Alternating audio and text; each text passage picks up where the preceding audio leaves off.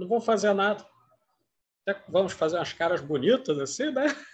Mas, sério, dizendo para vocês o seguinte, nessa aula de hoje, nós vamos entrar naquilo que o Durmeval Trigueiro Mendes, que foi um dos nomes, como já sabemos, né, grandes do planejamento educacional no Brasil, naquilo que ele chamaria de morder a substantividade do real.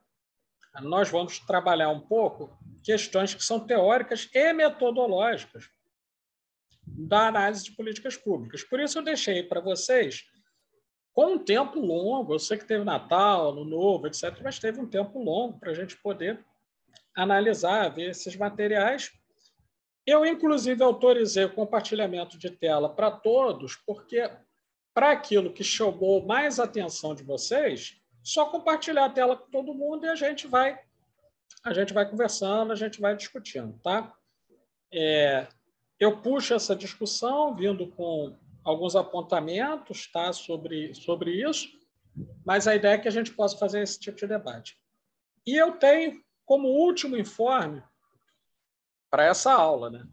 Como último informe para essa aula, dizer que a gente vai mudar, a gente entra agora numa outra etapa da nossa disciplina, que ela já não é mais tão expositiva. Ela, como eu já tenho em mente, passamos todos pela mesma base, digamos assim, conceitual, etc., agora nós podemos desenvolver mais os debates, as discussões, etc. Como?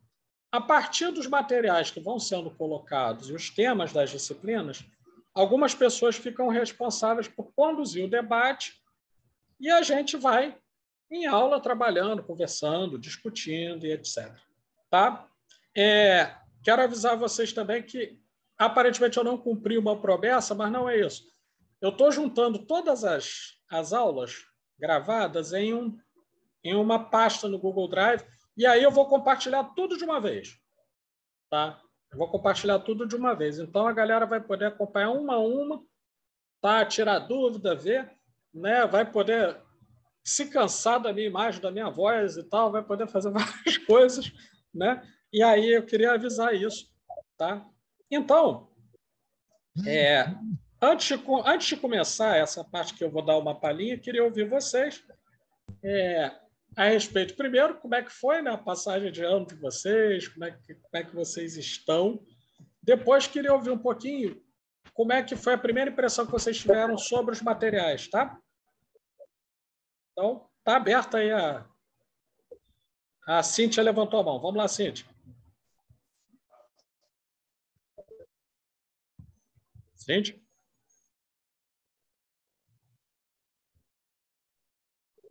A Suzana quer avisar. Cíntia, depois Suzana, ok? Beleza? Cíntia? Bom dia. Bom dia. Cíntia, seu áudio está um pouco baixo, viu? É mesmo? Vê se melhorou, professor. Melhorou. Então, eu tinha levantado a mão, professor, mas vamos lá. Apareceu a mão levantada ali, talvez tenha sido sem querer. Se foi sem querer, tudo bem, desculpe aí. Não, porque para mim aqui não aparece, mas sem problema nenhum. Então, esse final de ano, né, e entrada de ano, para mim, assim, foi bem complicado, porque eu fui diagnosticada, né, com a gripe, e aí, assim, fiquei, assim, bem abatida na cama, fiquei dezembro inteiro, assim, e aí, assim, me submetendo a exames, né, porque a gente nem sabe, os sintomas estão tão similares, né? Até porque a Covid é uma gripe, né? E aí, assim, mas eu fiz os exames todos e não diagnosticou Covid, sim, influenza, mas junto com isso aí vem as nossas situações que já se agravam, né? Eu tenho rinite, e aí a gripe me trouxe uma sinusite que eu estou tratando até hoje. Peço até desculpa, assim, pela minha aparência, mas, assim, estou ainda com antibiótico, enfim. Mas Quanto, professor, aos materiais, né, da aula, eu gostaria de agradecer, até porque tem contribuído muito para o meu tema de pesquisa, porque eu estudo, né, justamente uma política implementada pelo governo federal, na época do governo, né, do Lula, com continuidade com a Dilma, o governo do PT, e que foi extinto em 2019 pelo atual desgoverno. Então, e aí, assim, como que é importante, porque você traz, professor, vem contribuindo com essa perspectiva histórica de planejamento, né? E aí, ao mesmo tempo, com as intenções que foram implementadas as políticas e aí pautadas na ideologia, né? Então, tem até algumas ações que são desenvolvidas para estudo de política, que o grupo do governo do Temer, né, após o golpe, foi instituído, a SAG ela foi reorganizada. E o grupo que entrou trazia algumas ações que os seus textos falam. Então, assim, foi muito interessante fazer essa conexão. E aí eu gostaria de agradecer, professor Pablo. Nada, estamos aí para isso. O objetivo é esse. Os materiais têm que ser úteis, é a primeira coisa. Eu estou muito mais preocupado nesse momento, né, da nossa formação, até pela natureza da política, em que nós tenhamos materiais que dialoguem com aquilo que nós fazemos em educação. Até porque o tempo destinado ao estudo teórico, clássico, aprofundado de teorias políticas são 4 anos, pelo menos, que vocês têm aí. Então, essa disciplina ela precisa ter esse caráter mesmo de direcionamento, etc. Por isso a seleção. Tá? Que bom que você, né, aproveitou, fico feliz. E deixa eu só vou aproveitar, vou te fazer uma pergunta antes de passar a palavra para a Suzana. Cíntia, você que está mais por dentro, ou esteve mais por dentro, né? Porque eu deixei o FNDE em 2014, né? O par ainda funciona ou acabou? Funciona, professor Pablo, e Está hoje... funcionando. Eu olho os municípios, ninguém pediu verba para o par. Eu estou preocupado. Professor Pablo, sabe qual é a política hoje do atual governo? E aí, assim, o par ele começa com uma força muito grande, principalmente antes dos períodos eleitorais. Por quê? Toda emenda parlamentar hoje ela passa pelo par. Nenhum estado pode indicar nada para o município se não passar pelo par. Então, assim, isso, e agora, no final de 2020 para 2021, todas as outras ações de planejamento que vinham acontecendo no governo federal foram realmente assim, esquecidas. Mas o par ressuscitou, ele nunca morreu total, mas ele teve uma vida vitaminada aí por este governo. Então, assim, os municípios que não. E aí, o professor Pablo, que entra a ação que eu trabalho. Sim. Porque o PA hoje se conecta com o plano. Hoje não, já há alguns anos. Sim, é verdade. Municipal, nacional, etc. Todas as ações pedidas têm que estar conectadas com alguma meta do plano municipal. E aí, assim, os municípios que tiveram problemas com o plano municipal não conseguem hoje fazer o par.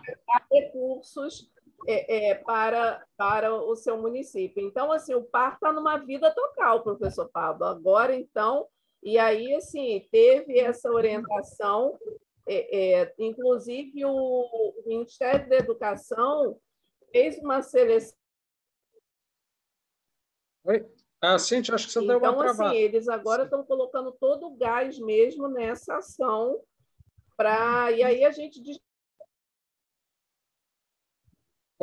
Deu uma travada aí, Cíntia. Para essa questão política agora. Oi, professor. Oi, deu uma travada no que você estava falando. Eu vi até Ministério da Educação. Então, o Ministério da Educação ele está colocando todo o gás agora no par E, assim, é como se fosse a única ação do governo federal, o único processo de colaboração, né, de regime de colaboração município e governo federal seria o par. Então, o par está realmente, assim, total vida, professor Pablo. Eu estou te fazendo essa pergunta pelo seguinte, eu sou um cara bastante curioso, né, e já tive dentro do FNDE. E aí eu fui olhar os municípios do Rio.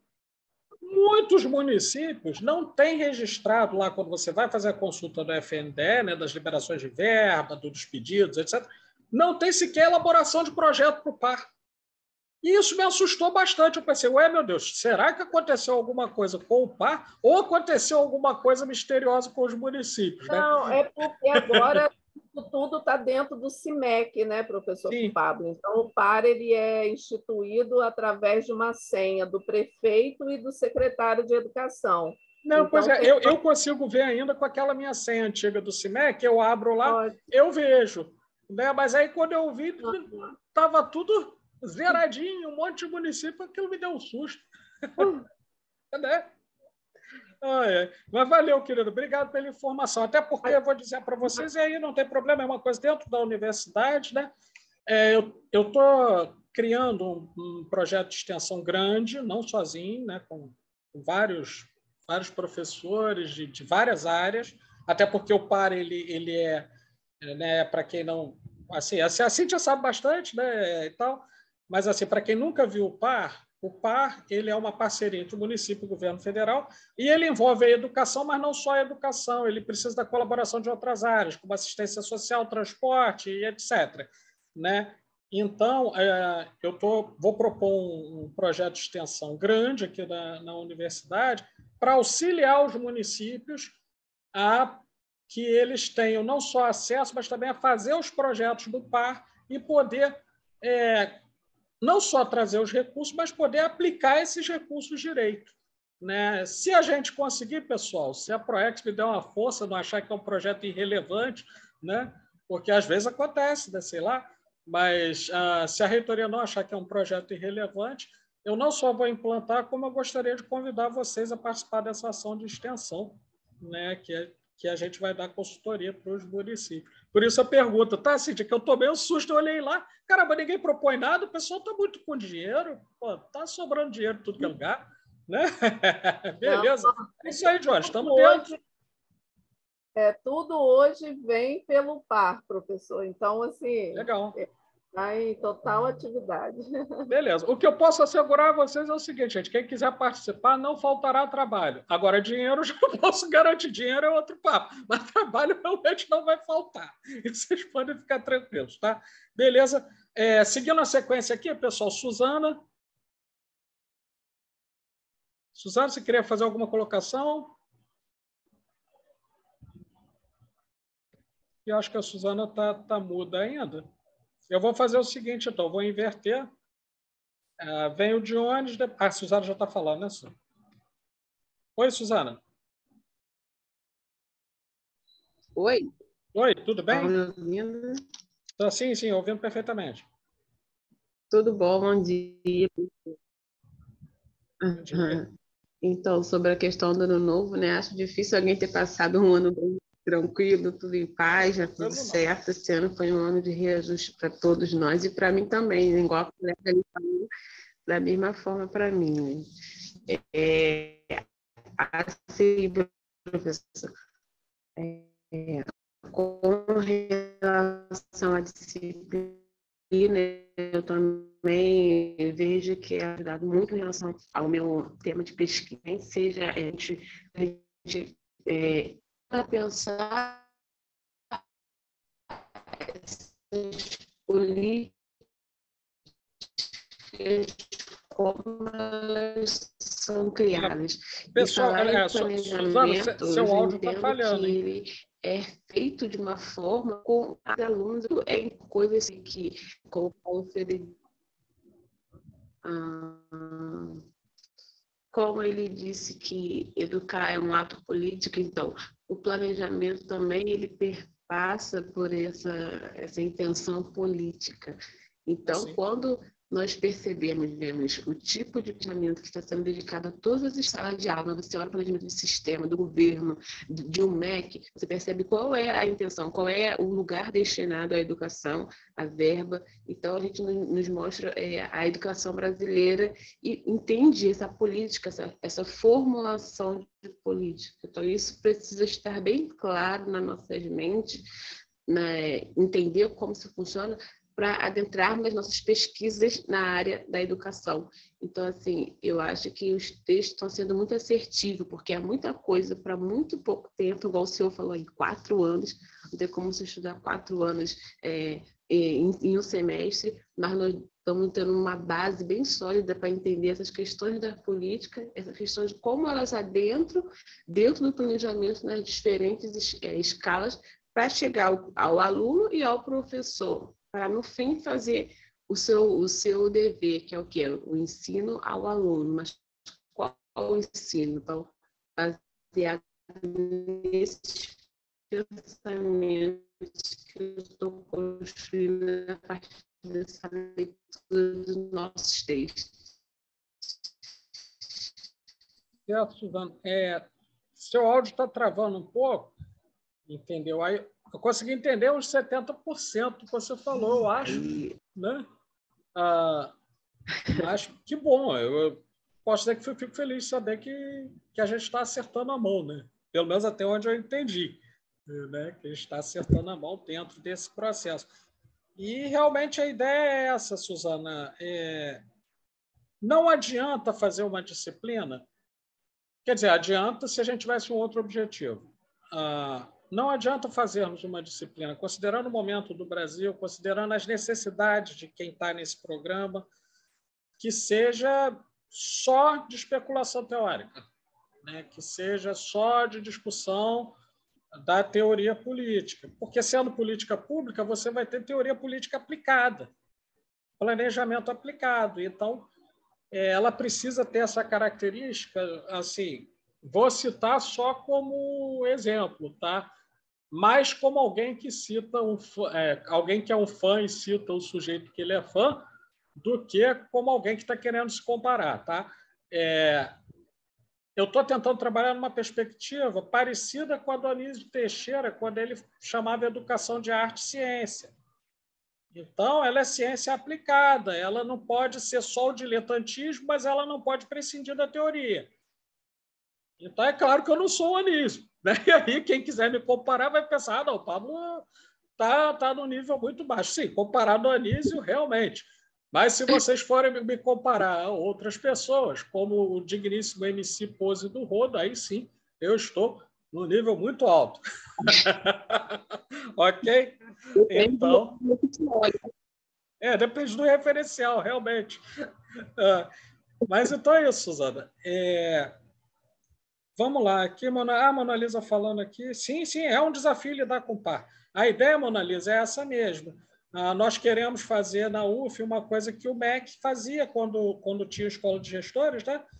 Que ele ia fazer parceria com as universidades e, ao fazer essa parceria, aproximava os diretores escolares daquilo que havia de mais inovador na gestão escolar e fornecia título de especialista para o cara, né? Com custo zero para as prefeituras, até porque não é custo zero, na verdade isso já foi pago, né?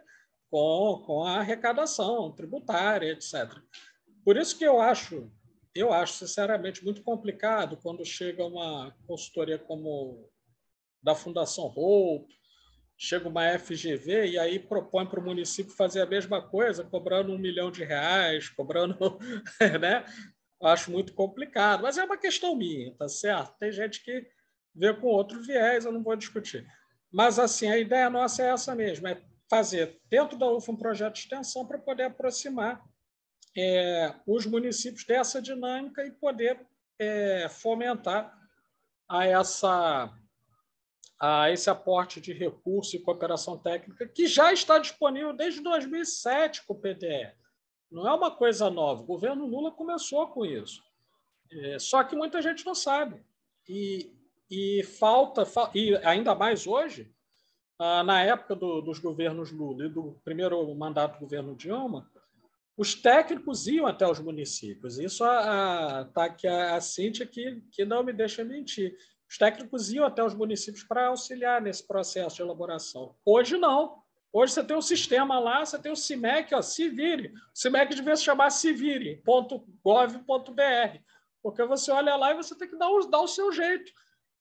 E aí você imagina o seguinte, a pessoa pensa que nem todos os secretários de educação, nem todos os gestores escolares têm uma formação que lhes permita fazer uma diagnose da situação educacional da sua localidade e, ao mesmo tempo, não tem uma formação para operar o sistema. Então, complica muito, né? Sem contar a questão que foi muito bem levantada aqui, que hoje, né, o PAR tem que estar alinhado com o Plano Municipal de Educação, e muitos municípios não fizeram direito do seu dever de casa, fizeram Ctrl+C, Ctrl+V lá do Plano Nacional quando fizeram, né? Então, a gente tem aí um trabalho grande, pessoal, igual eu falei, tem um trabalho grande que eu vou tentar assumir, se for aprovado pela PROEX, etc., vou tentar assumir junto com... Mas ninguém faz isso sozinho, né? Então, estou convidando vocês, tem outros professores que eu vou convidar. Uma professora que já está na mira aqui, tem a Flávia aqui na mira, que eu vou falar com ela. Estou falando antes com vocês, tomara que ela tope, porque eu espero que ela venha conosco, né, para essa missão. Tem muita gente bacana aí que vai trabalhar. Eu vou dizer o seguinte para vocês, mesmo que o projeto não ande, só o trabalho que a gente vai fazer com gente boa já terá valido a pena. Beleza? Dionis, querido, agora é contigo. Depois então, acho que gente, mais uma vez, bom dia a todos, todas e todas. É um prazer estar 2022 vivo, né? Aqui com vocês. Só queria justificar a ausência da Ju. Ela está com essa gripe. Ela acordou hoje com a garganta doendo bastante, né? Ela seria uma das responsáveis por apresentar os 2 textos hoje, mas ela será muito, espero, né? Bem representada pela Silvia, por mim e pelas demais colegas em relação aos 2 textos. Meu final de ano foi bem tumultuado, né? Porque eu atravessei uma questão da doença do meu avô, que infelizmente veio a óbito, mas são circunstâncias da vida, imprevisibilidades ou previsibilidades da vida, a lei da vida, né? Em suma. Chegando em 2022 e já nessa reta final da disciplina, porque nós temos um mês de aula, né? Praticamente só.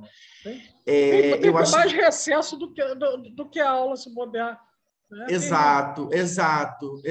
E isso, às vezes, eu fico com uma sensação de incompletude. Eu não sei se os meus colegas ficam, mas eu fico com a sensação de incompletude, porque eu queria até levantar... Porque, assim, eu queria levantar, a partir desses dias, Pablo, e eu não sei o que você até pensou para frente, a questão mais, até mesmo teórica da questão das políticas educacionais.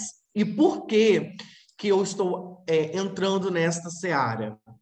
Porque, e aí eu já entro especificamente na sua pergunta inicialmente, né, nessa contextualização geral no início da aula. Porque eu fui chamada a atenção na minha dissertação de mestrado, inclusive na qualificação, sobre a ausência de um aprofundamento mais teórico sobre políticas de educação. É claro que tem todas as questões de pouco tempo, né?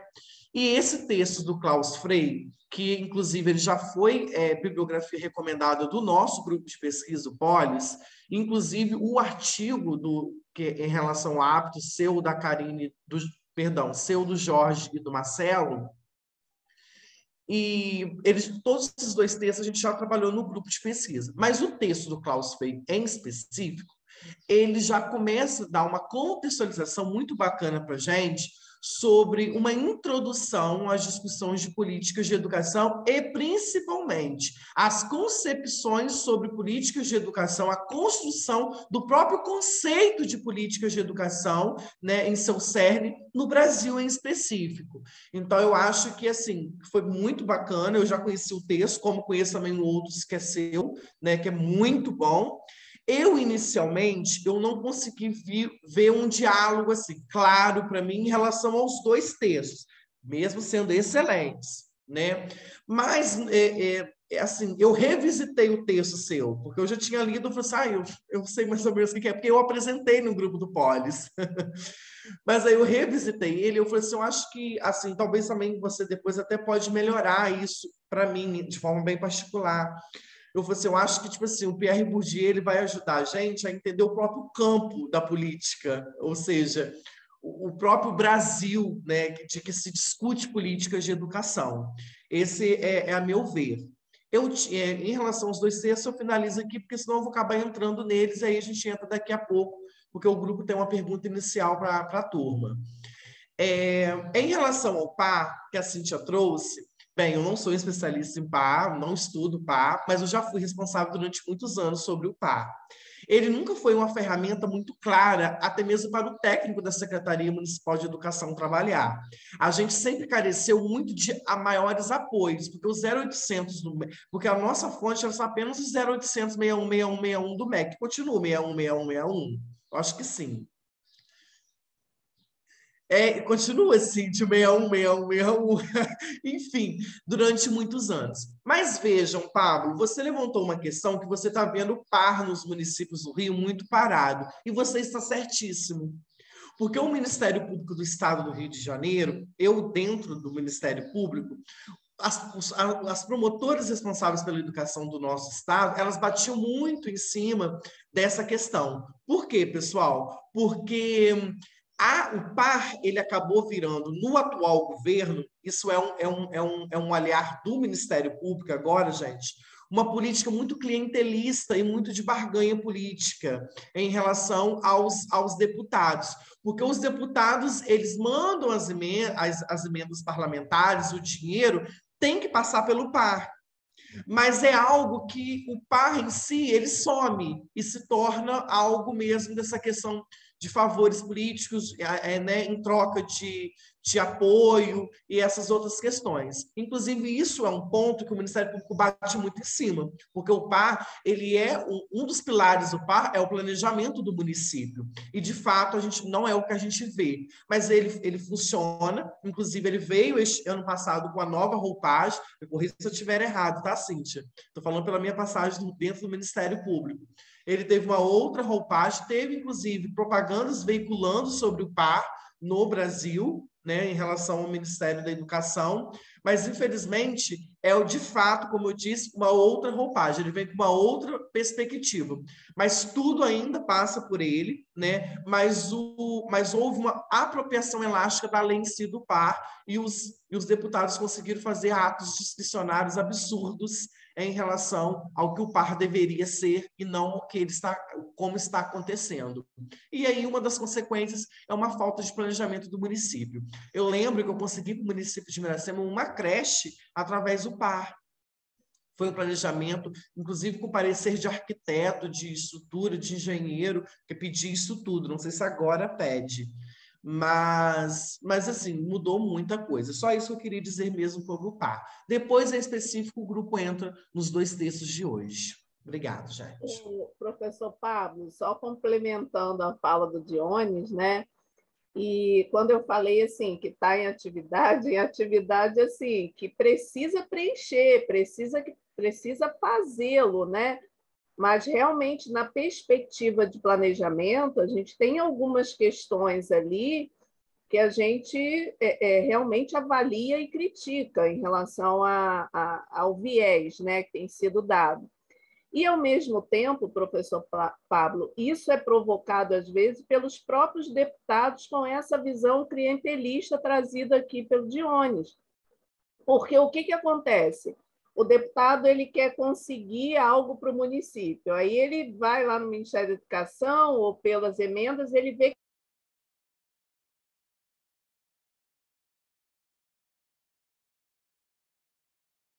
do teu atrasado. Aí o prefeito vai à equipe da secretaria, né, o secretário, a equipe da secretaria, pedir para colocar gás naquele trabalho, porque tem que preencher para receber. Então, assim, isso é realmente a perspectiva de planejamento, que era o que nós começamos lá inicialmente, porque eu lembro do PAR, e na época que o PAR começou, Eu era subsecretária de um município aqui do estado do Rio, que lidava diretamente com isso. Então, eu sei muito bem a essência, né? Eu recebi nesse município o professor Eustáquio Romão, que é da equipe, né, da Escola do Paulo Freire, em São Paulo, o Gadotti. Então, assim, era uma perspectiva onde a gente realmente, assim, querendo ou não, a gente era provocado a planejar, né? Tinha aquela coisa dos pontos, nível 4, 5, e aí, ao mesmo tempo, os municípios começaram a ter aquela situação, não, a gente não pode dar nota muito boa, porque senão não vamos receber verba. Então, assim, querendo ou não, aquilo provocava um planejamento. Hoje, realmente, nessa perspectiva, na visão trazida aqui pelo Dionis, que é a visão do Ministério Público, que tem provocado, realmente nos preocupa, porque essa visão clientelista realmente está muito forte, né? Nessa perspectiva de planejamento que hoje são no tocante à educação. Todos os outros projetos, inclusive o próprio acompanhamento do Plano Municipal de Educação, que era feito pela SASE, hoje o Ministério da Educação também não tem acompanhado isso. É isso. Sim. Obrigada. Não, beleza. Acho que nós temos aqui a Silvia e a Mona Lisa que levantaram a mão. Então, Silvia. Oi, gente, vamos lá. Bom dia, professor, bom dia, amigos do grupo. Um prazer vê-los aqui todos, né, com saúde, bem. Dionis, um abraço especial para você, apertado, meu amor, pela sua perda, né? Para te dizer que o amor fica para sempre. Então, guarda aí dentro do seu coração, porque fica e isso não se perde. E como, né, os colegas já colocaram, né, professor, os textos muito interessantes, ambos contribuem muito com as nossas pesquisas, porque, né, embora em caminhos diferentes, acredito que todos aqui estejam vinculados às políticas públicas, né? E nos abriu, assim, a mim interessou, especialmente jogou luz sobre alguns pontos ainda que não estavam claros, e muito interessante quando a gente, né, tem esse material. Claro que é o que a gente espera, mas nem sempre acontece. Então, parabéns aí, acertadas escolhas. Fala, professor. Não, pode continuar, por favor. Não, então, especificamente aí sobre o que você colocou do pai, excelente ideia, porque hoje, né, especialmente, a gente tem visto muito um troca-troca dentro das secretarias, né, seguindo a política nacional, né, que é essa clientelista, essa que a gente está vendo aí, né, dentro de um MEC com uma representação máxima dessas, não podíamos esperar outra coisa. Os técnicos do MEC estão debandando, indo embora, né? E aí as secretarias ficam muito perdidas, né? Acho legal a academia entrar mais uma vez e tentar segurar isso de alguma maneira, né? Embora a gente espere um novo cenário. Sim, meu amor, fala. É o seguinte, vários técnicos do FNDE, auditores, analistas e outros, continuaram na universidade, porque eram de lá que nos governos, quando o MEC estava num viés progressista, de governos progressistas, era de lá que eles saíram. Sim. Então, vou dar só 3 exemplos. Tá? Eu, Jorge e a professora Flávia estávamos dentro do par. E outros, muitos outros, né, de vários outros, a Cíntia, né, várias outras pessoas. Então, o que acontece? Né? O que nós estamos fazendo é simplesmente cumprir uma atribuição da União, que é prestar cooperação técnica aos demais entes federados, tá? E como nós somos um órgão ligado ao governo federal, nós temos, por missão, não é nem outra coisa, temos por missão desenvolver isso. Se o MEC não faz, porque, e aí vou rasgar o verbo, não estou nem aí, se o MEC não faz, porque lá sentado está um amigo do presidente que não tem nem formação, nem intenção de promover políticas públicas para a população, nós fazemos. Que seja assim. Né? A ideia é essa. Mas, desculpa, te interromper, porque eu fico nervoso. Quando eu penso quem está no MEC, eu fico nervoso, gente. Vocês desculpem. Tá? Acho que eu tenho que tomar mais remédio para ficar menos ansioso. Né? Mas vamos lá. Mas é uma situação que causa mesmo uma ansiedade, porque tem tudo, né, nas mãos e não faz porque não quer, porque não conhece, porque não tem competência técnica, porque não deveria estar. Né? Mas, enfim, também a gente acha excelente, porque o papel da extensão é esse, né? É o retorno que a universidade pode dar para a população, e achei excelente. E era isso, era só para fazer uma saudação geral, beleza, falar gente. Aqui com os colegas para a gente poder começar um pouco, né, dos 2 textos assim que achei bem muito interessantes e complexos também. Tomara que a gente consiga esgotar aqui, né, nesse encontro. Eu vou dizer uma coisa para vocês. Dificilmente a gente vai conseguir esgotar aqui nesse encontro. E digo por 2 razões. 2 razões claras. Né? Primeiro, o Johnny já sinalizou, né? Teve o problema com a Juliana, né? E prejudica, sem dúvida, a apresentação de uma das partes. E segundo, porque, como vocês puderam observar, ele é bastante denso. Como eu estou muito mais preocupado com a compreensão e a discussão das coisas que nós temos a fazer do que em seguir uma ementa, como os professores lá na década de 70, 80 aprenderam na didática, que não, mas espera aí, você tem que seguir o conteúdo de ensino. Ninguém aprendeu nada. Problema das pessoas. A gente tem que seguir os pontos que estão aqui. Eu não tenho problema nenhum da gente fazer isso em 2 encontros.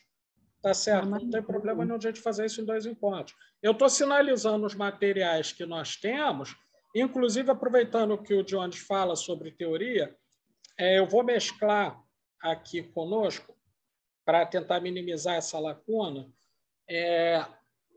alguns vídeos teóricos que nós temos especialistas comentando esses assuntos. A gente vai ter um Carlos Roberto Chamil-Cury, a gente vai ter um Demerval Saviani, a gente vai ter pessoas ligadas a essa área de política educacional trabalhando pontos sensíveis, e, ao mesmo tempo, a gente vai ter os textos das políticas públicas, porque aí a gente consegue usar essa plataforma remota, né, de maneira a aprofundar mais o que a gente pode ter, né, dentro desse escopo de tempo tão limitado. Beleza. Ligiane?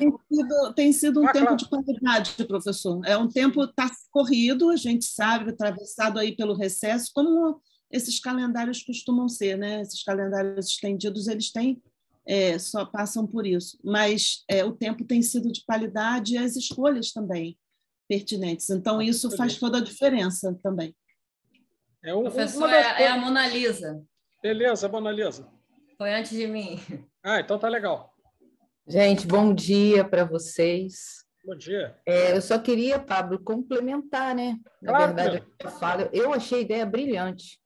Para quem já atuou, principalmente dentro da Secretaria de Educação, sabe o quanto, né, de desafios são colocados diante de nós, porque, inclusive, eu sempre costumo falar de uma experiência, né, que nós fizemos uma época, um curso para gestores em Angra dos Reis, e a gente fez esse movimento de ouvir os gestores antes, né, de planejar todo o curso. E a grande dificuldade apontada pelos gestores é com relação a esses programas, né, a questão orçamentária, enfim, finanças. E aí a gente trabalhou muito nesse sentido. Por isso que eu achei brilhante a sua ideia, realmente, né, muito boa. Inclusive, né, eu estou assistindo aula com meu marido aqui, ele é professor, né, da Rede Pública em Angra.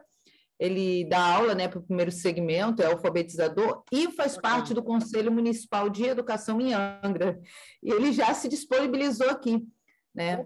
Então, quer dizer, acho que a gente pode, né, ter algumas parcerias nesse sentido de trazer outra questão que eu sinto muita falta, sabe, Pablo? Quando a gente vai discutir algumas políticas, os professores, inclusive de primeiro segmento, estarem presentes.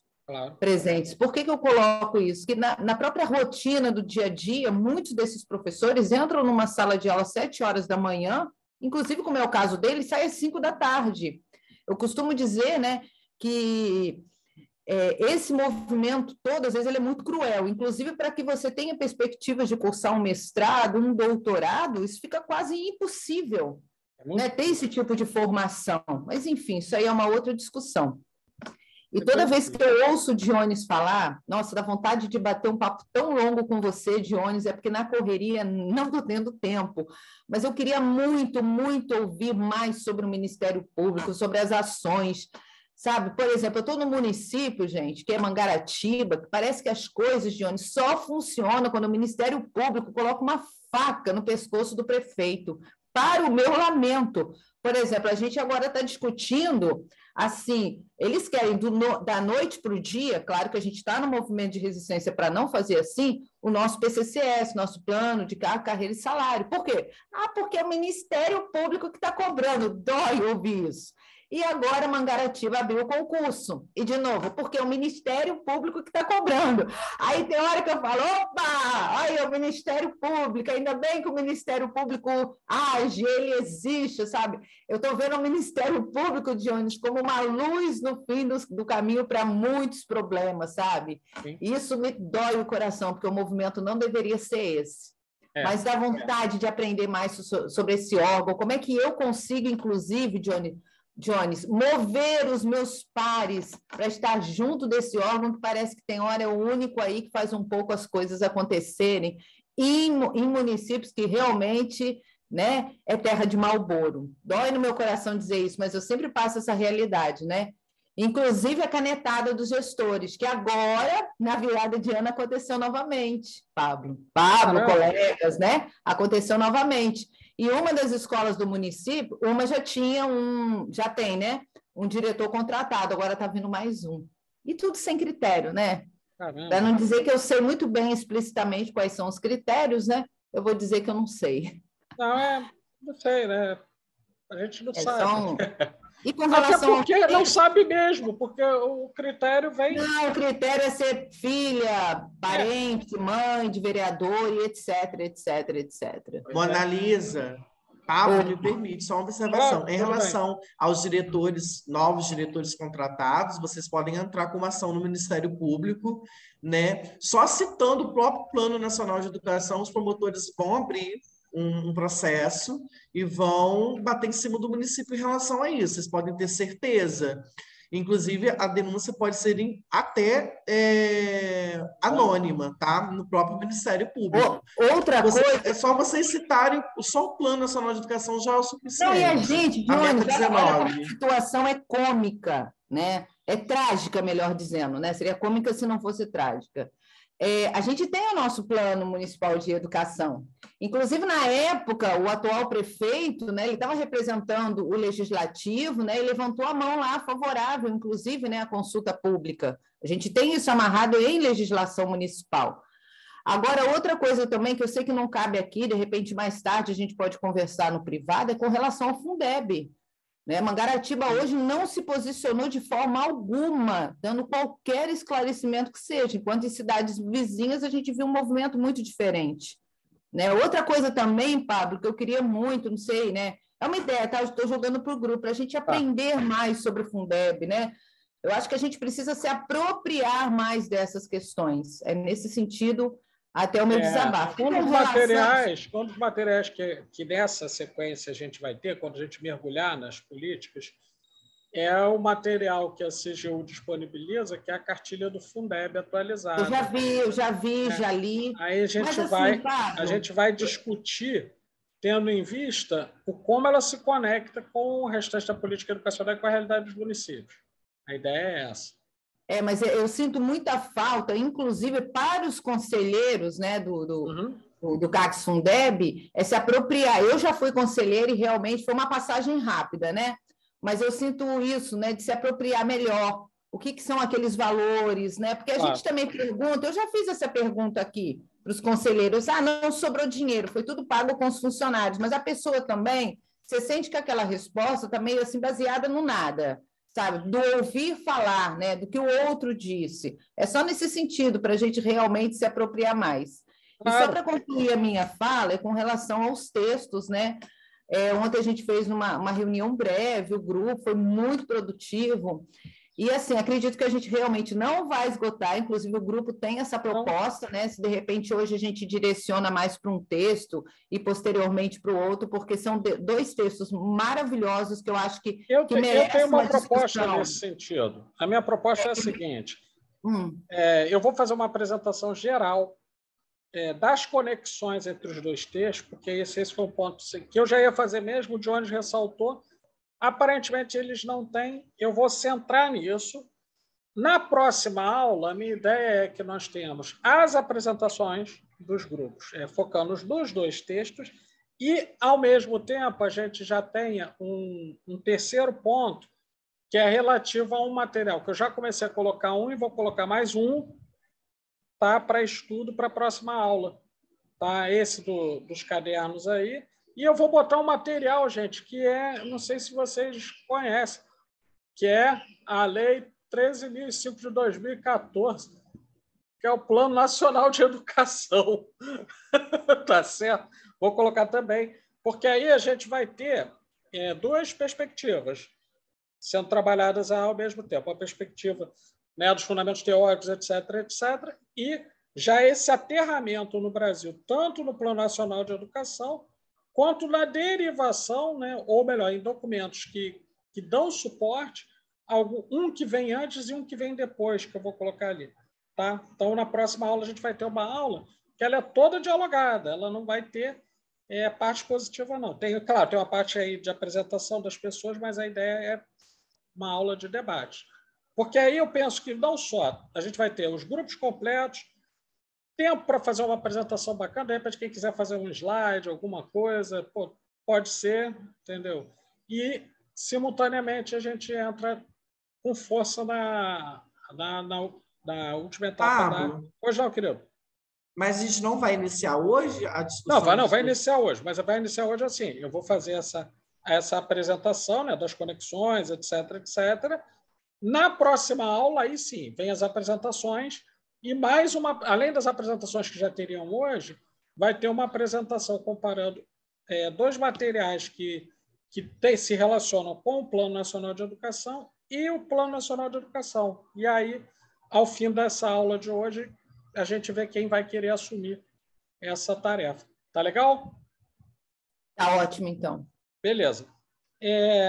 Pessoal, Pablo, o seguinte. Oi. Pablo, só um minuto, esqueci de falar. É tão recente, né?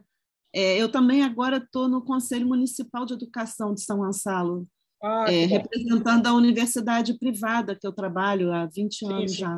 A universidade me indicou, mas eu entrei em dezembro e participei de uma sessão e entramos em recesso. Então, depois, com relação... Eu tinha até esquecido, olha só, é tanta coisa. Claro. Com relação ao par também, fique à vontade para a gente depois divulgar lá no conselho, quando a gente retornar, e você tiver com tudo certinho, tá? Só para não esquecer de mim.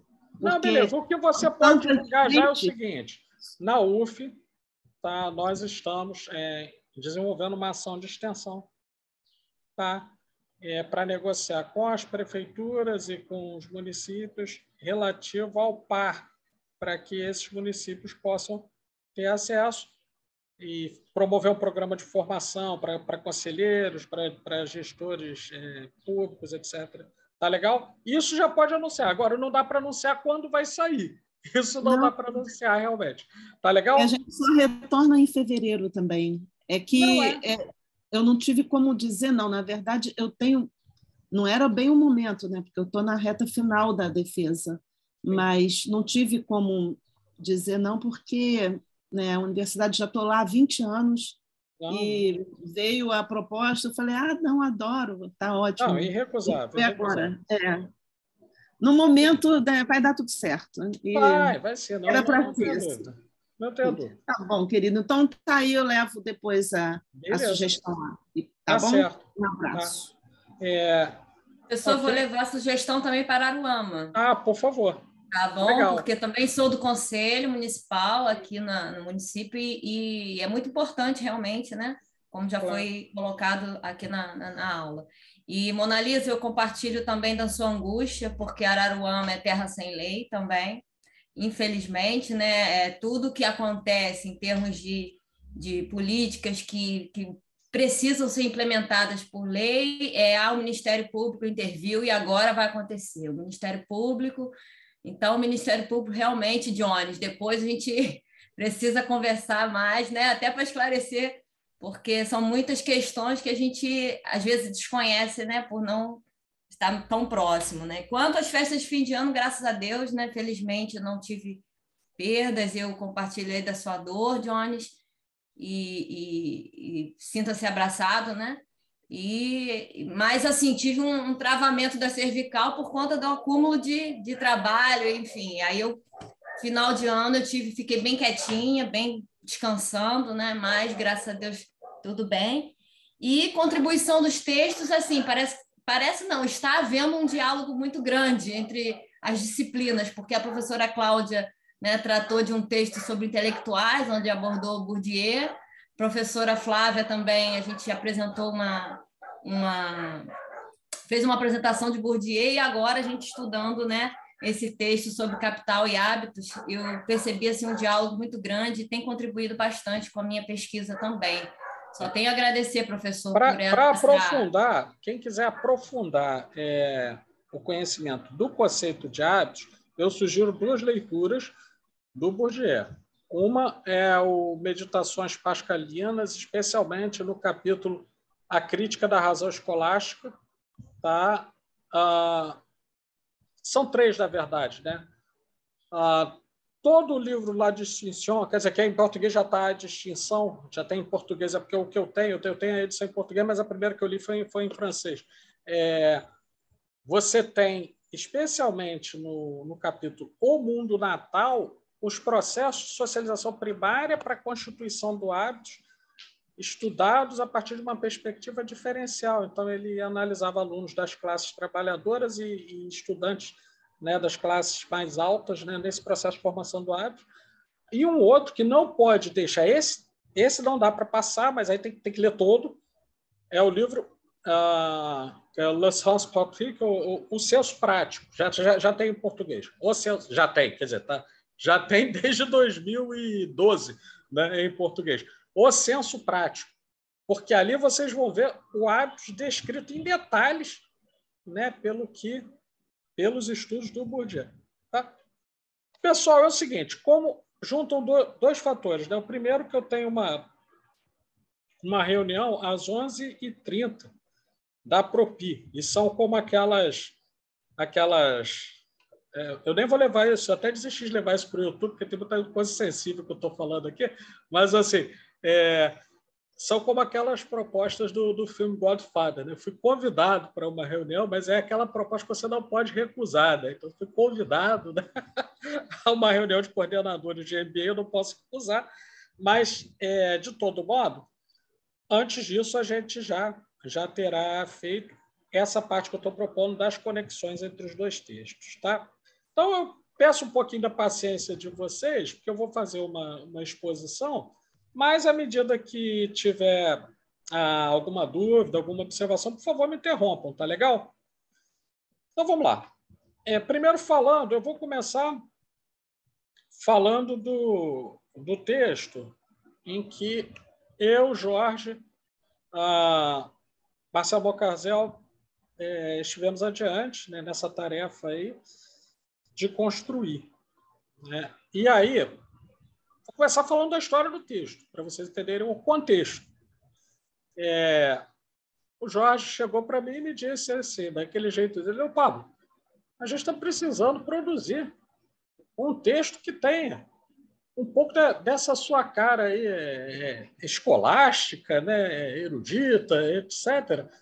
E eu sei que você trabalha com o Bourdieu, você fez umas coisas muito interessantes, então o que você acha de publicar junto? Eu falei: tudo bem, mas o que você quer publicar? E aí ele falou: não, vamos falar de política educacional, mas não dá para colocar isso junto com viés histórico, não. Eu falei: olha, Jorge, acredito que seja possível, mas eu não tenho capacidade de fazer as 2 coisas. Isso não dá para mim. Ou eu vou fazer uma análise de campo, ou eu vou fazer uma análise de retrospectiva histórica. E você tem muito mais conhecimento com esse tipo de abordagem do que eu. Né? E aí, nós combinamos um negócio muito louco. Porque ele falou assim, normalmente, Pablo, as pessoas vêm apresentando a história de algum objeto que vai ser tratado e depois apresenta aquilo que vem de inovador, a metodologia, né, que você vai usar, aquilo que vem de resultado. E o que você acha de a gente fazer o contrário? Você entra com essa parte aí que chega a ser ignorante, né, tratando de campo, hábitos, campo do poder, e etc., para entender depois como foram esses processos históricos de construção de políticas públicas de gestão democrática no Brasil. Eu falei, por mim tudo bem, desde que os editores da revista topem, para mim está tranquilo. E aí nós ficamos num processo aí de mais ou menos uns 6 meses escrevendo esse artigo. Então, ele começa pelo que seria o fim, mas, na verdade, não é isso. Ele está preparando o leitor para que, quando o leitor terminar de ler, ele possa fazer a sua análise particular daqueles elementos históricos que são apontados na segunda parte do artigo, né? E é uma proposta, sim, a proposta que segue bem o estilo de uma perspectiva que tanto eu quanto o Jorge sempre defendemos, a de que, ao contrário das religiões, não existe teoria pronta e acabada. Não pode haver. Se eu chegar e disser que produzir uma teoria definitiva, alguém tem que dizer, muito bem, Pablo, você agora já pode se tornar sacerdote da nova religião que você criou, porque você criou a teoria definitiva é da religião. Né? É uma escritura sagrada, não pode mexer no dogma. Na ciência, não. Na ciência sempre tem em aberto algo a ser acrescentado. Né? É por isso, pessoal, que é tão difícil para algumas pessoas questionar crenças que elas consolidaram ao longo de muitos anos e que, por mais nocivas e desconectadas da realidade que estejam, elas chegam num ponto que elas não dialogam mais com as conquistas científicas. Né? Por isso que hoje, no Brasil, via de regra, muitas das pessoas que se colocam como inteligentes, para falar no sentido gramsciano, infelizmente são informados por grupo de WhatsApp, por mídias sociais de caráter duvidoso, etc. Mas vamos aos fatos. Né? Começando bem pelo início, a ideia que vai conectar um texto ao outro é a seguinte. Nós, numa análise de campo, não vou esgotar tudo, porque senão o pessoal vai ter carência de material para debater na próxima aula. Mas, assim, numa análise de campo, eu vou repetir o que o Bourdieu dizia. Um campo, eu vou até colocar no chat e encaixar. Um campo é necessariamente um espaço social, material e simbólico, cujos agentes, estruturas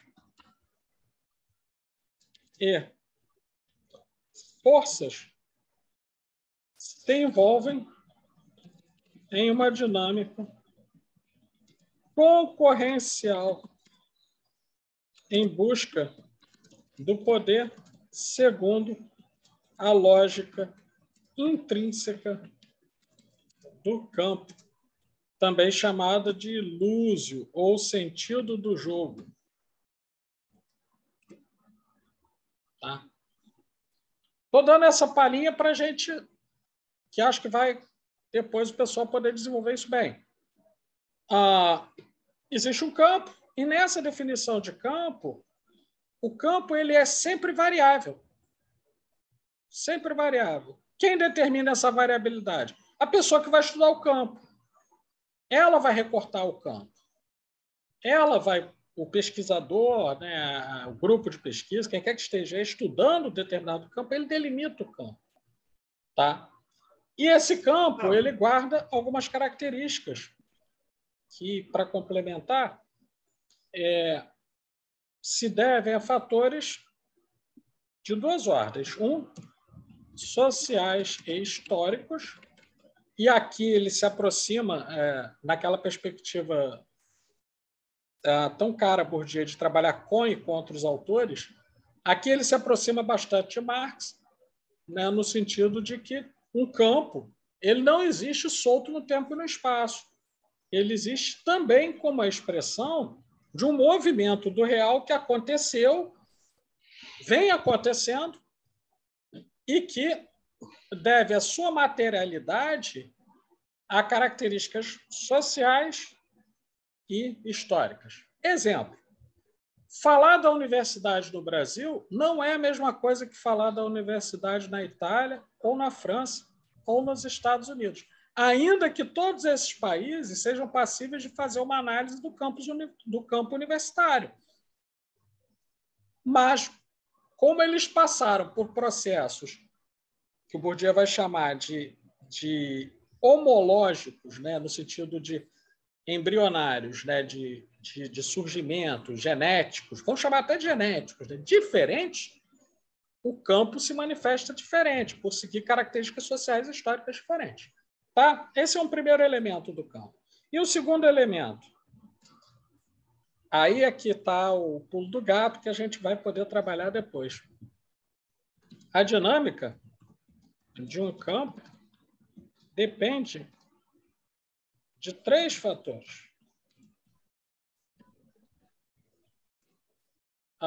Características, né, de agente, porque Bourdieu não trabalha com a ideia de sujeito, mas sim com a ideia de agente, agentes sociais, né, o que faz toda a diferença, porque o sujeito ele é uma expressão da estrutura, ele é uma função da estrutura.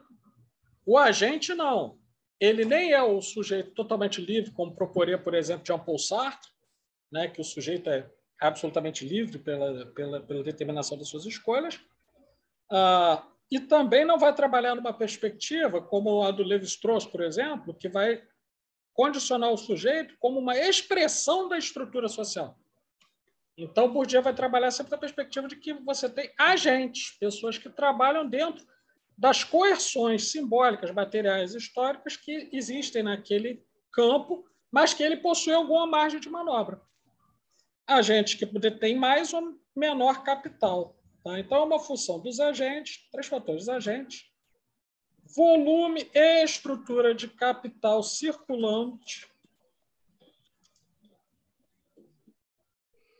Aí a gente vai ver, né, ao longo do texto, vocês vão ver lá na apresentação, eu sei que vocês vão desenvolver isso. Bourdieu está trabalhando numa perspectiva com e contra a noção de capital de Marx. Ela se aproxima na medida em que ele vai ter a mesma ideia de que o capital ele é autorreprodutível. Tá? Ele se autorreproduz. Isso Marx também entendia dessa maneira. O capital ele se autorreproduz. O capital é algo que, se você fala, por exemplo, do capital financeiro, qual a característica do capital financeiro? Ele rende lucros. A maneira como isso vai ser feito, a gente vai discutir. Mas o capital ele rende lucro para quem o detém. É isso. Aliás, basta ler a crítica da economia política, vocês vão ver a maneira maravilhosa como Marx analisa esse processo. Ok. Mas o Bourdieu ele vai trabalhar com outras modalidades de capital. Né? Capital cultural, simbólico, informacional, e etc. Vários que vão circular nesses campos. Tá? Isso é uma característica geral. Então, você tem volume e estrutura do capital que circula no campo entre os agentes e as estruturas, e um terceiro ponto, que é o efeito de trajetória. Lembrem que isso está conectado ao primeiro ponto, porque o efeito de trajetória é uma função da história.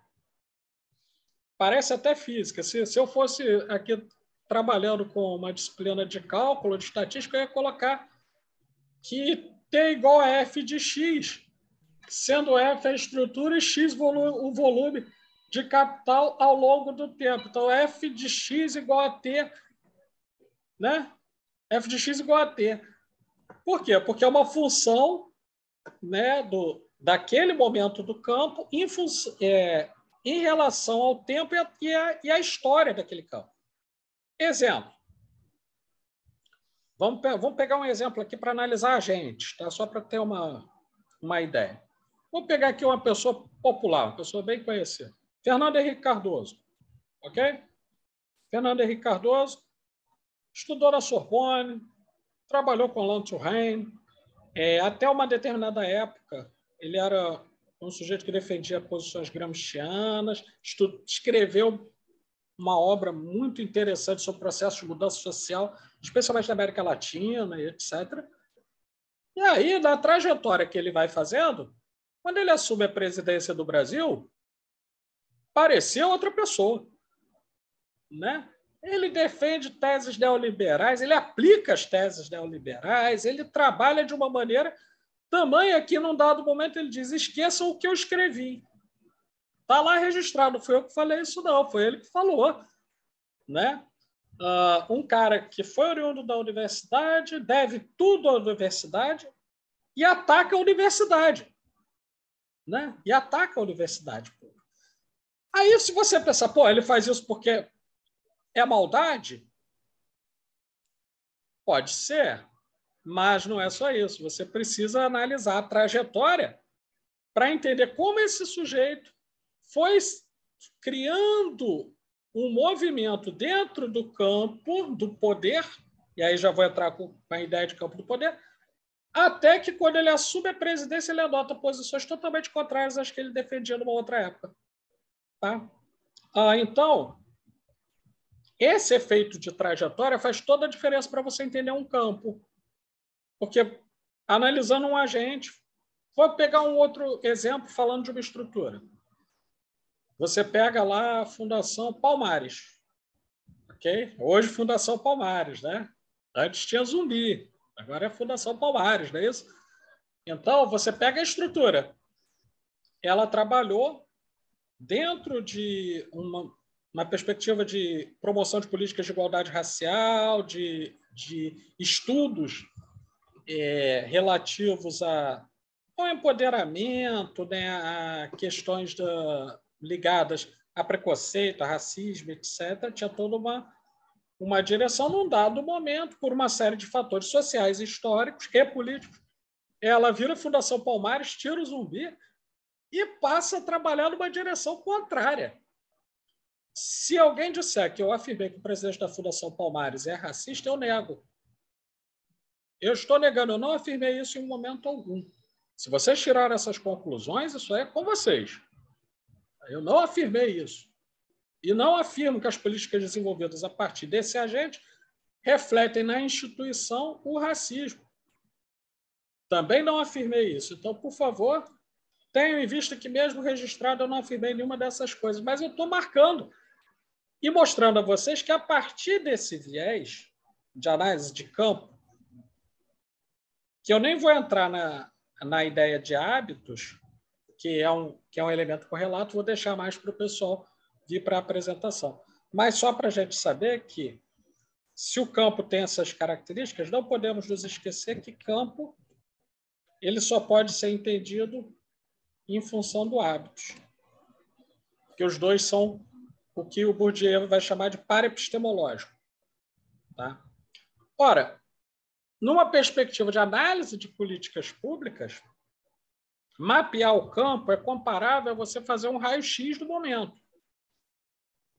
Por quê? Se você for fazer a análise de trajetória e o desenvolvimento das configurações do campo ao longo de períodos muito extensos de tempo, olha, preparem-se aí para escrever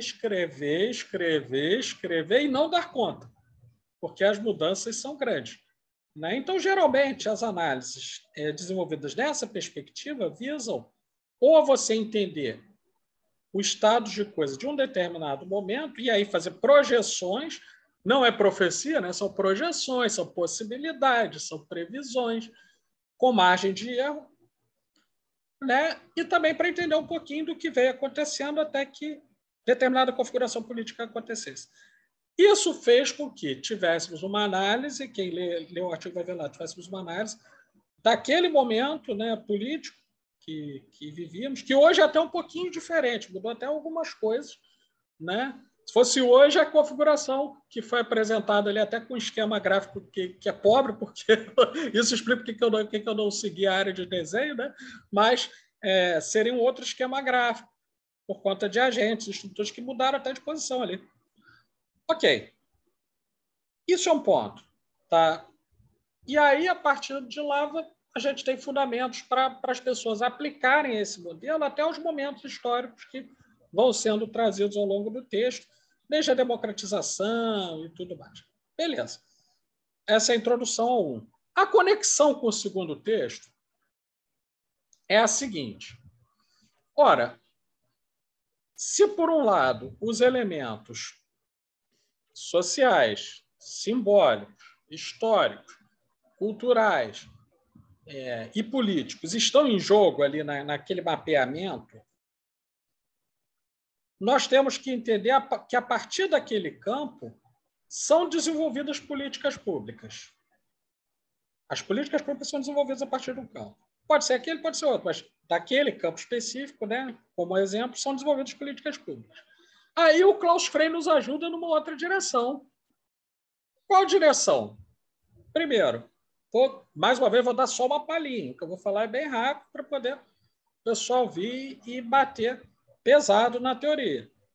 O Klaus Frey vai identificar, ele vai fazer uma tipologia de políticas públicas.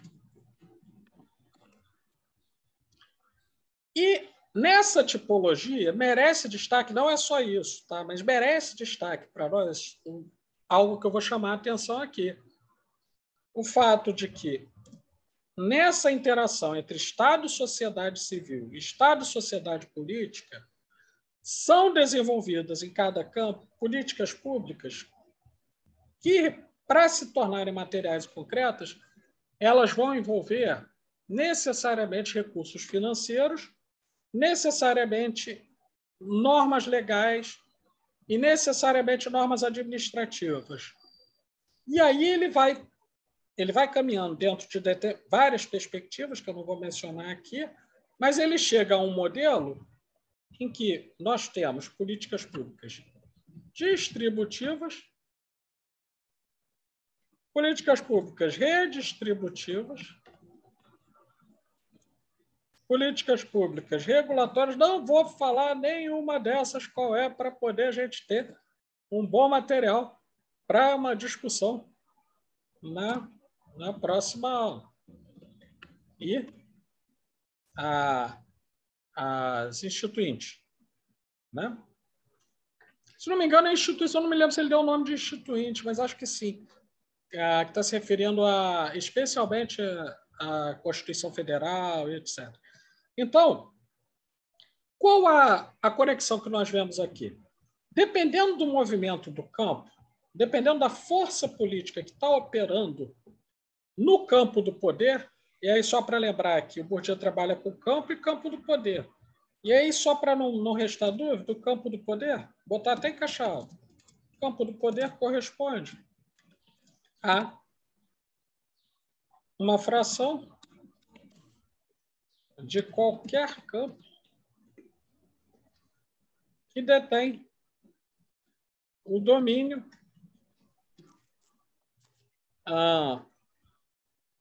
da ilúsio, ou seja, o sentido do jogo, ele determina as regras e dos processos de circulação, acumulação e distribuição de capitais. Quem está no campo do poder vai optar por formular determinadas políticas públicas de acordo com a conveniência e com as suas características. Eu vou dar um exemplo. Se você quer fazer uma mudança de configuração social em algum ponto e você está no campo do poder, você tem um grupo no campo do poder, o que ele faz? Ele implanta, a partir do ordenamento jurídico, uma política pública redistributiva. E aí ele muda essa configuração.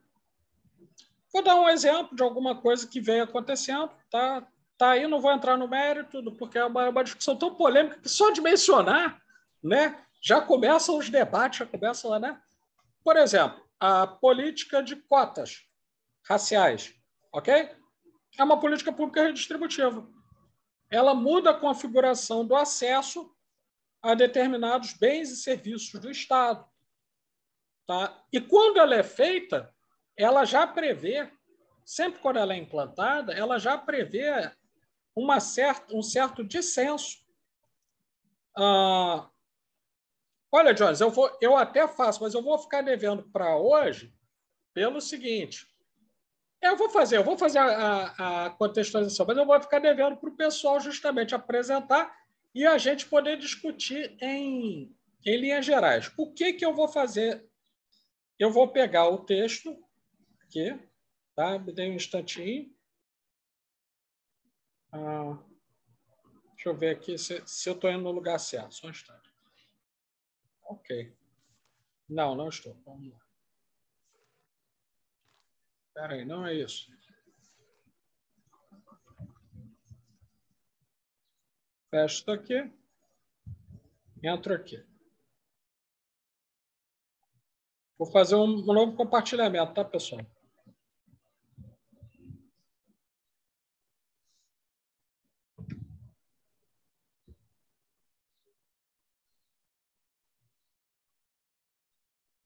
Conseguindo ver, pessoal? Tranquilo?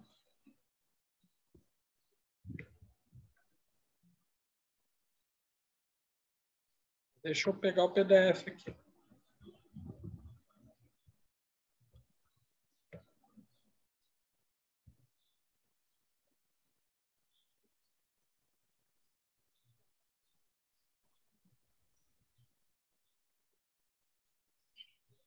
Tá difícil aqui, não está abrindo, não. Agora acho que veio. Não. Pô, coisa chata isso. Não veio.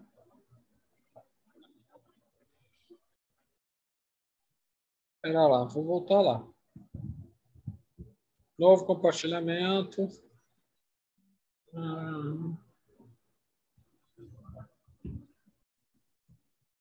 Ok. Não é isso.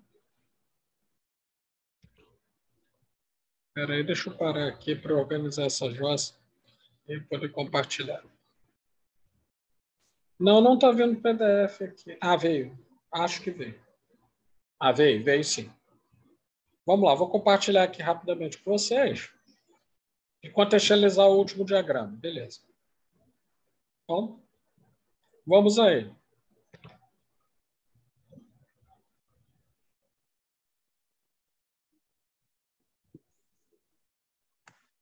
Todo mundo está conseguindo ver? Como eu não vejo vocês, alguém tem que me dar um ok. Sim. Pablo. Beleza. Tá dando para ver. Tá ótimo. Então, vamos lá.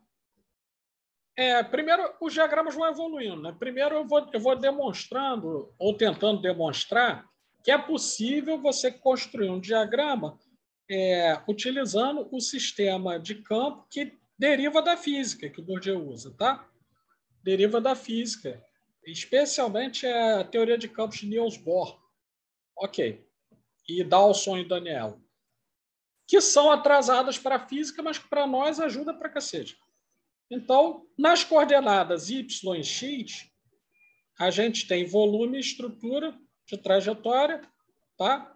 Volume está aqui nessa coordenada e estrutura está aqui, de capital. Então, para cá você está aumentando, para cá você está diminuindo. Ok? Aí, aqui, ó. Aqui já tem um detalhamento maior, ó. O volume de capital aqui, quanto maior o volume aqui. Quando eu falo em estrutura de capital, eu estou dizendo no acúmulo de diferentes tipos de capital. Capital cultural, capital simbólico, capital político, capital informacional e assim sucessivamente. Aqui é estrutura. O cara tem vários.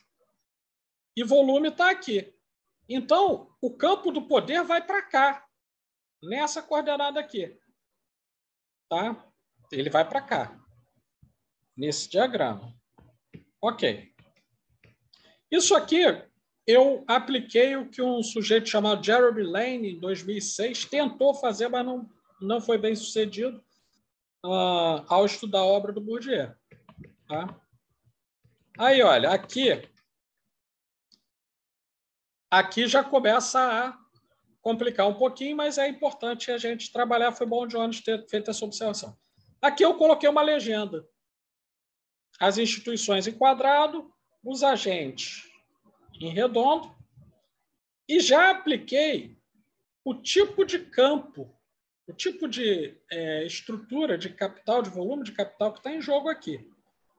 Então, se eu quero achar o campo do poder, na coordenada Y eu tenho poder político, e na coordenada X, o que eu chamo de poder nomotético, ou seja, o poder de implementar, de fazer valer determinadas normas jurídicas, certo? Então, as instituições que estão aqui, nessa coordenada, são as que detêm o maior volume desses dois poderes, certo? Para e passo, as instituições que estão aqui são as que detêm menor quantidade desses poderes. As que estão aqui, elas têm menos poder nomotético, né? Menos poder de regulamentação, mas tem um grande poder político. Vou dar um exemplo. Um exemplo aqui que eu poderia dar. Você tem determinadas instituições, determinados organismos internacionais têm um enorme poder político, ainda que não participem diretamente da formulação das políticas de Estado. Tá? Aqui você tem o contrário. Né? Você tem instituições que, andando aqui na direção do X, vão ter maior poder de regulamentação, porém menor poder político. Vou dar um exemplo. Os conselhos da sociedade civil têm o maior poder de regulamentação e, às vezes, o menor poder político. Esse poder, às vezes, é esvaziado. Mas a gente vai se aprofundando e vocês vão ter a oportunidade de relacionar. E quando eu venho para a aplicação, aí, pessoal, tem que ler as legendas, né? Vou dar só um exemplo aqui, quem está no campo do poder, isso aí falando em 2018, publicado em 2019, tá? Nossa, esse diagrama é o máximo. Ele é bem autoexplicativo, inclusive, a partir das legendas, é claro. A ideia é essa mesmo, Jones, porque, olha só, vou dar um exemplo aqui, vamos ver o que mudou, o que está parecido, só para fazer o exercício. Congresso Nacional. Está cá em cima do campo do poder na estrelinha, né? Por quê? Tem poder de regulamentação e tem poder político. Ministério da Educação, à época, veja que eu estou falando de 2018, ainda não tinha eleição presidencial. Tá? Hoje em dia isso aqui mudou para cacete. Essa parte aqui. Mas o Ministério estava aqui, ó, junto com o Congresso Nacional, quando a gente considerava especialmente a política educacional. Tá? Fora do campo, mas ainda assim influindo, nós temos agentes e organismos internacionais multilaterais, ONU, Unesco, a CDE, etc. E aqui uma coisa que eu quero chamar a atenção. Quando a gente vem aqui, ministros do STF e STJ, eles já estavam no campo do poder, mas eles não possuíam ainda essa ingerência toda na política educacional. Era um outro cenário.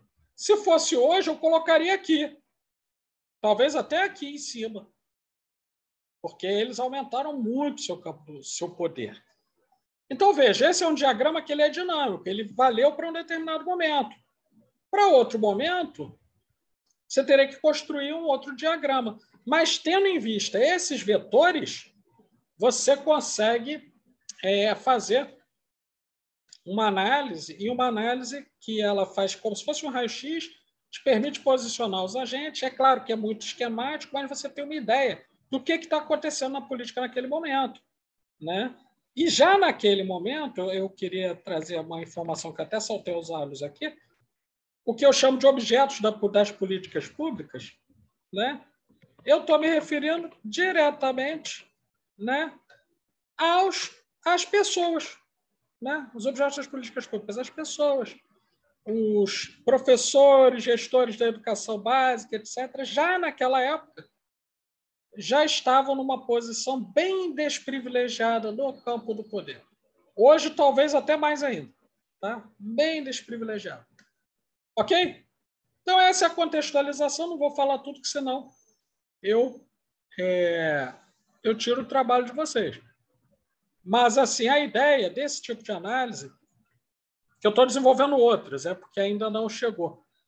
Eu estou até conversando com o pessoal da computação, mas não sei como é que vai ficar isso, porque eu quero desenvolver um software junto com eles. Na verdade, a ideia é que eles desenvolvam um software, né, e eu tenho o controle do software para que a gente possa analisar em tempo real o mapeamento desses agentes e estruturas em diagramas tridimensionais e com movimento, coisa que eu nem imagino como se faça, mas eu sei que os caras sabem fazer. Né? Eu sei que os caras sabem fazer.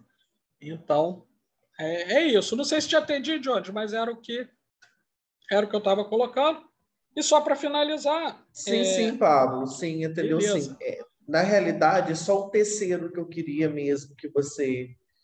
Porque eu tive dificuldade para falar do terceiro sem falar dos outros dois. Eu achei que... Sim, perfeito. Não, foi ótimo. Foi completo. Show.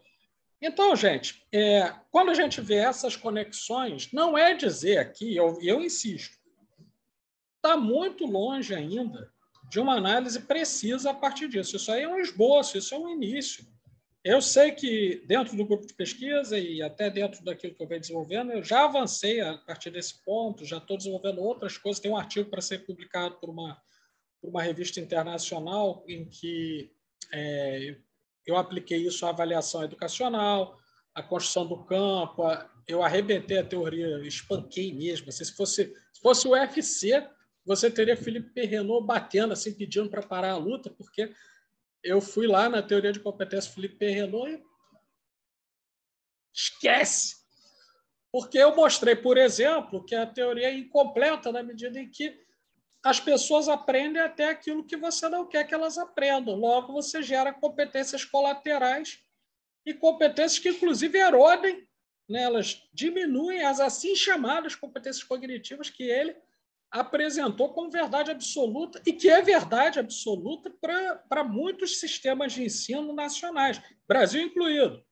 Construiu toda uma base nacional comum curricular a partir da teoria de competências. Né? E aí eu vou mostrando uma coisa que eu brincava, desde a época que o Jones me conheceu, isso há alguns anos, quando ele foi meu aluno em Pádua, que eu ia fazer uma teoria das burrices múltiplas e das incompetências. Eu fiz isso, mas eu não chamei dessa maneira. Eu fui mostrando competências colaterais, né, e competências de erosão cognitiva. No final, eu estou dizendo que sim, você tem que pensar uma teoria das incompetências e uma teoria das burrices múltiplas também. Porque da mesma maneira que você... Exemplo, vou dar só um exemplo aqui para fechar esse raciocínio. Imaginemos que eu venha fazer uma formação numa determinada empresa. E aí coloco lá um sujeito lá para ficar na frente do computador e digo, olha só, você tem que seguir esse módulo, assim, assim, assim. Pô, eu tenho toda a trilha de aprendizagem planejada. Beleza, só esqueci de combinar com o cara. Eu não tenho garantia nenhuma, desculpa é uma palavra, de que no momento em que eu não estiver monitorando aquilo, ele não está apostando na internet, no próximo jogo do Flamengo, que ele não está jogando, que ele não está no Facebook, que ele não está vendo vídeos pornográficos. Eu não tenho controle. Né? Eu posso até ter um controle via sistema, mas eu não posso impedir que o cara faça. E quando ele faz essas coisas, mesmo que eu não queira, ele está aprendendo outras, que inclusive vão atrapalhá-lo de se concentrar no trabalho que deveria fazer. Né? Vou trazer um exemplo menos caricato, mas que está acontecendo hoje na universidade, eu não posso deixar de falar. Não aqui com vocês, porque aqui é o nível em que tem a maturidade acadêmica. Tá? Mesmo os mais jovens já chegam aqui com uma maturidade acadêmica, sabem o valor do estudo e pós-graduação, até porque enfrentaram uma seleção que parece uma briga de foice no escuro. Tá? Então, o cara valoriza isso.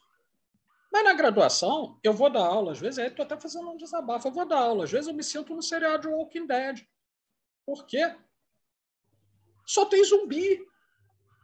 Então, as câmeras fechadas, o áudio mutado, eu acho impossível que o cara consiga acessar a sala e ele, em momento algum, consegue interagir comigo. Eu pergunto, tudo bem, pessoal? Tem alguém aí? Ninguém me responde. O que é isso? Eles estão construindo outras competências que, sem dúvida alguma, não tem nada a ver com a organização da educação do Brasil, né? Talvez um amplo conhecimento sobre séries e filmes de streaming, um farto conhecimento sobre as fofocas, quem está saindo com quem, para não dizer outra palavra, né? Quem é que fez isso, a nova música do carnaval, ou sei lá o que as pessoas estão pensando. Mas não estão pensando no que deveria ser o foco. Se eu estou seguindo a teoria tradicional, dessa tradição de Felipe Perredor, etc., da comissão da ONU, né, que escreveu lá já com Jacques Delors, né, Educação, um tesouro a descobrir, etc., eu vou dizer o seguinte, olha, eu estou ministrando lá a minha disciplina, estou seguindo as estratégias todas e eu tenho certeza que eles estão desenvolvendo as competências cognitivas necessárias para operar com os sistemas de ensino quando saírem dali da graduação. Mentira! Não estão, porque eu não considero o seguinte fator. As pessoas aprendem até aquilo que nós não queremos que elas aprendam. Só que aí eu matematizei isso. Eu não só consegui registrar, como matematizei. Ao fazer isso, eu peguei Felipe Perrenot e do alto dos meus 54 quilos, né, o que me dá toda a condição de ser peso pesado no UFC, eu dei um mata-leão nele, joguei ele no octógono, ele bateu antes que algum prejuízo físico viesse a cometê-lo. Então, assim, por que eu estou falando isso, pessoal? É porque eu quero encerrar essa aula e essa fala com a seguinte mensagem que eu disse já desde o início. Nós aqui na UF, com maior diferença, e há diferenças de estilo entre os colegas, não falo nem diferença de capacidade, não, diferença de estilo. Tá? Cada um tem um estilo. Mas nós todos, especialmente na nossa linha, eu posso falar porque eu convivo mais diretamente, nós todos entendemos muito bem que não existe ciência pronta e acabada. A ciência vai modificando. Você vai modificando. Então, quando vocês estão com os projetos de vocês, meu Deus, eu vou ter que mudar meu projeto todo para o mestrado, para o doutorado. Vai. Provavelmente vai. E é bom que seja assim, porque se você conseguir chegar no final com o mesmo anteprojeto que você submeteu, desculpe o que eu vou dizer, eu não vou dizer que é uma bosta, porque a bosta serve para adubo. Né? E aquilo que entrou e não se modificou não vai servir, porque o objetivo é justamente esse. Então, não tenham essa angústia. Vai mudar. Vai mudar porque o conhecimento, como dizia isso, e isso não sou eu, é o grande Gaston Bachelard falando no seu ensaio sobre conhecimento aproximado, o conhecimento científico ele opera com aproximações sucessivas em relação ao real, mas que nunca vão chegar à sua totalidade. Por quê? Porque o objetivo da ciência não é conhecer a verdade. Isso é o objetivo das religiões. O objetivo da ciência é trazer novas atualizações daquilo que há de mais recente sobre a nossa área específica de análise e conhecimento real. E aí eu dei esse exemplo. A partir de alguns estudos, né, de algum modelo teórico diferente, começam a vir frutos que vão, inclusive, questionar outras teorias. Por isso que a gente trabalha com e contra os autores. Isso eu aprendi há alguns anos atrás. Eu não tenho problema dizer quantos, não. Se foi em 2004, há 17 anos atrás, a professora Zaya Brandão me disse assim: Pablo, parabéns, você estudou muito Bourdieu, mas você tem que deixar de ser apóstolo do Bourdieu. Você é um apóstolo do Bourdieu. E aí eu entendi o que ela queria dizer. Né? Repetir o que o Bourdieu disse, não adianta. Quer dizer, adianta, ajuda. Mas você tem que produzir algo seu. Com todas as imperfeições, falhas, etc. Beleza, gente? Tranquilo? Então, estou aberto aqui para ouvir vocês e eu, lamentavelmente, eu vou ter de encerrar agora às 11 para que eu possa me preparar para a reunião com a Propi, mas já deixando, só para registrar, eu vou recolocar isso na sala, vou recolocar no grupo do WhatsApp, que na próxima aula, o grupo que apresentar os textos vai ser mantido e eu vou pedir que alguém se voluntarie a que a gente trabalhe com o material. Já está lá, tá?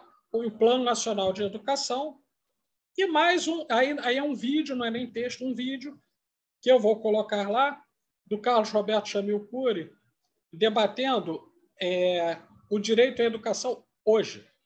Né? Isso aí é pesado. Quem é pai e mãe tira as crianças da sala, entendeu? Porque ali o negócio é feio, entendeu? Ali o cara é uma sumidade tão grande que o conhecimento dele chega a ser falta de educação. Eu disse para ele isso.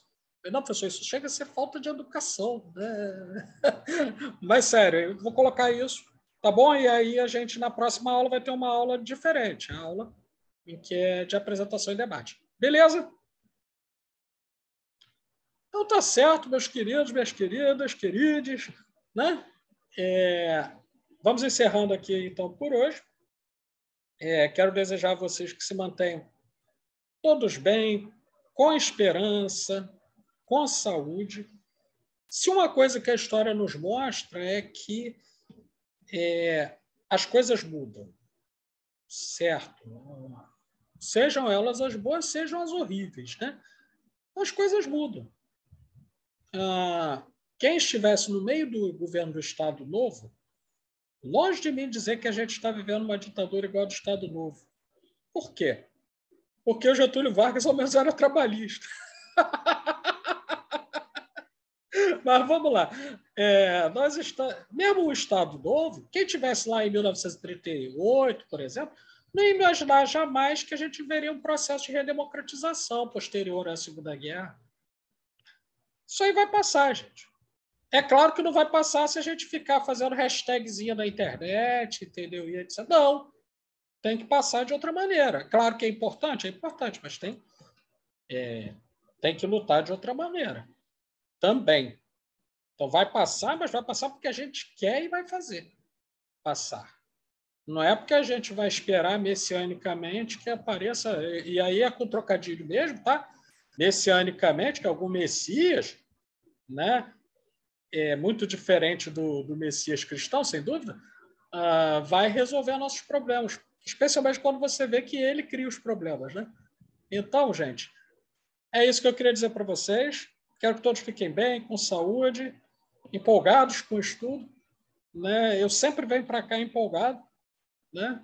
E espero continuar assim, porque o dia que eu não estiver mais assim, eu vou pedir exoneração, vou virar camelô, vou fazer qualquer outra coisa, porque senão eu vou ser infeliz.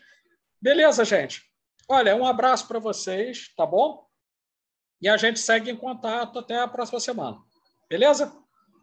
Tchau, gente. Valeu. Tchau. Jones, olha só, depois eu vou, quando for mais tarde, mais à noitinha, eu vou bater um papo com você e com a Eliane, que eu tenho que conversar umas coisas. Tá legal? Eu acabei de mandar mensagem para você pedindo que, se possível, depois da reunião da Propi, né, você, por favor, me ligar. Tá. Assim que eu desenrolar lá, eu falo com você. Tá, eu te espero, viu? Não esquece de mim, não. Deixa comigo. Valeu, gente. Tchau. Tchau. Tchau, valeu.